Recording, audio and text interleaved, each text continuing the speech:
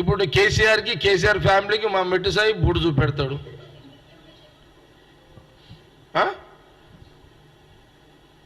ఏమి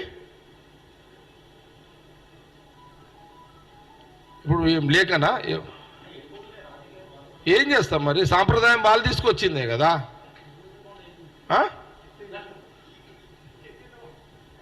ఇప్పుడు మేము మా సీఎంకి కౌంటర్గా మా మెట్టు సాయి, సీఎంకి కౌంటర్గా మా మెట్టు సాయి ఫిషరీస్ చైర్మన్, మా మెట్టు సాయి కాంగ్రెస్ పార్టీ వర్కరు నాయకుడు.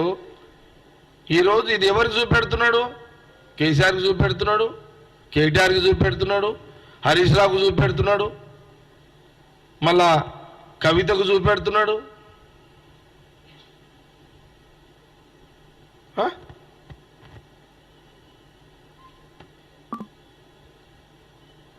నువ్వు చెప్పైతే ఆయన బూటుతోటి కొడతాడు ఆయన, మా మెట్టు సాయి.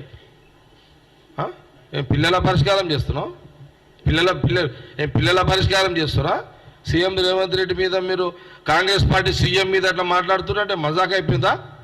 ఏం దించక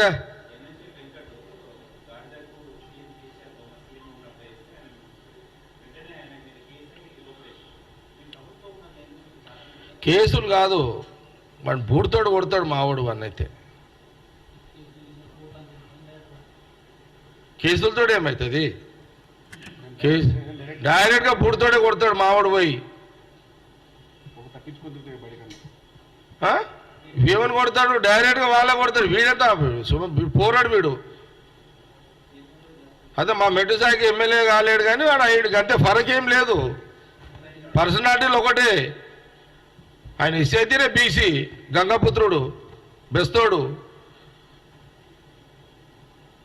హైదరాబాద్లో బెస్తోళ్ళు బయటికి వెళ్ళేదండి. ఏం రాజకీయాల్లో మజాక్ అయిపోయిందా? మజాక్ అయిపోయిందా? కాంగ్రెస్ పార్టీ అంటే ఏమనుకుంటున్నారు మీరు?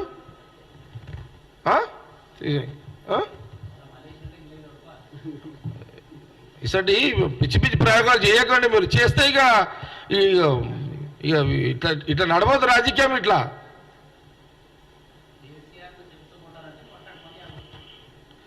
మళ్ళీసారి చూపెడితే మా వాళ్ళు నిజంగానే కొడతారు పోయి. అప్పుడు ఏం చేస్తావు?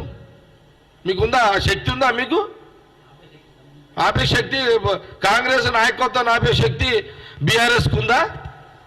ఉద్యమం అనేది లేకపోతే బీఆర్ఎస్ లేదు కదా, ఆ లీడర్షిపే లేదు కదా.